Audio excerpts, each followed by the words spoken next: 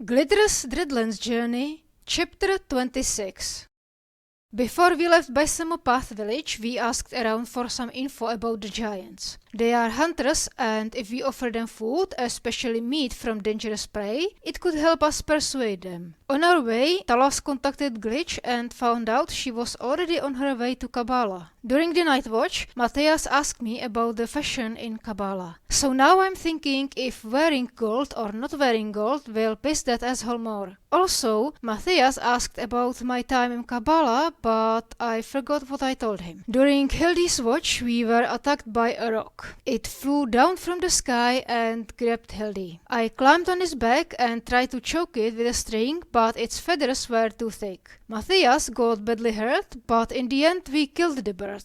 The next day we saw a burning village in a distance, too far to detour, but Matthias saw dead snow elves and undead yetis. In the night we saw a lone frost giant. Hildy talked to him, he introduced himself as Ulok, and he said he was not worthy of living in the village. He had two flowers, white and pink, which he got from an evil lady and good lady who now live in Icefront. The evil lady is there for a long time, she's human and she's very mean to him. The good lady is an elf, she's there only shortly and she's nice to him. And because of the evil lady there is no war chief in the village anymore. We parted ways with Uluk and went to the village. There was a divination glyph on the first checkpoint, but no guards. The village gate opened for us and we were greeted by a white-haired woman who turned out to be Talas's sister. She invited us for breakfast. Talas said we should be careful and we followed.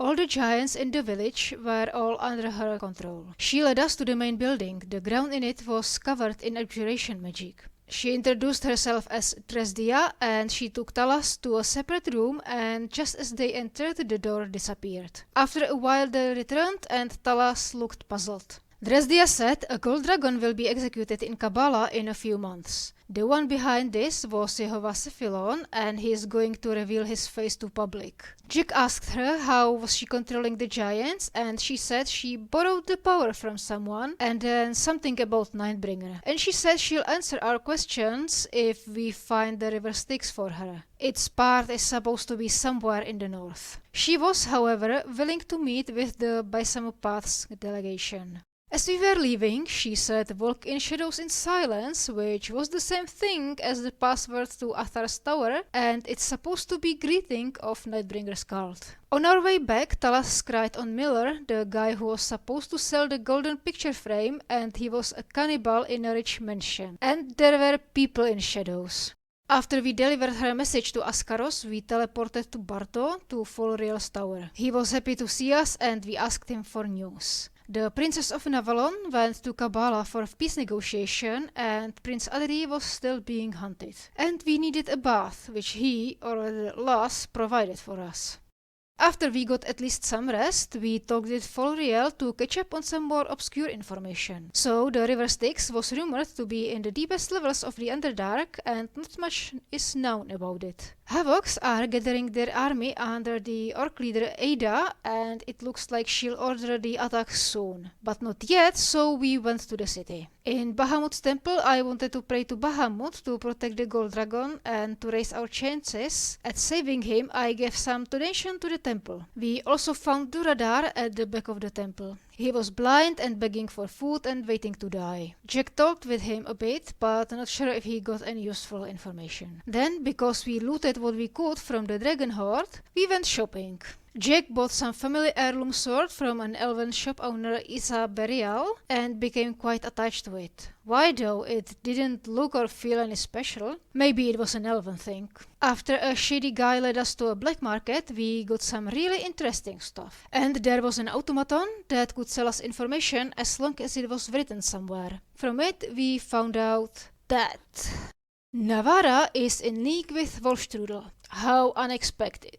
My father is a half-dragon and he made a deal with a demon, former Ember Queen, to create me, Glitch and I think two others as perfect weapons. He kind of felt in debt though. Jack's previous reincarnation killed Azir and the Rakshasa wants revenge now. And since Rakshasas reform after their deaths, it's not fun to be their target. A scholar named Eknard was traveling all over Dreadlands and he knows why the northern mountains can't be crossed. Wait, they can't be crossed? Is that even known?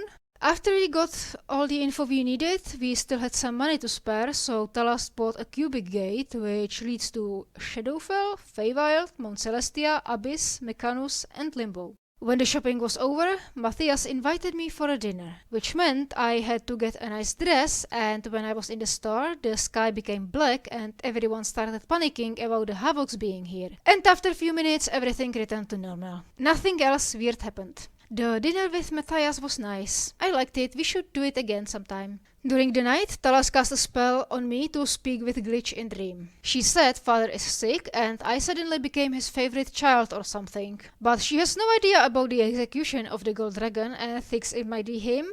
Nah, she clearly wasn't thinking straight. Even I could see she was afraid of him. But maybe she could help us to get rid of him?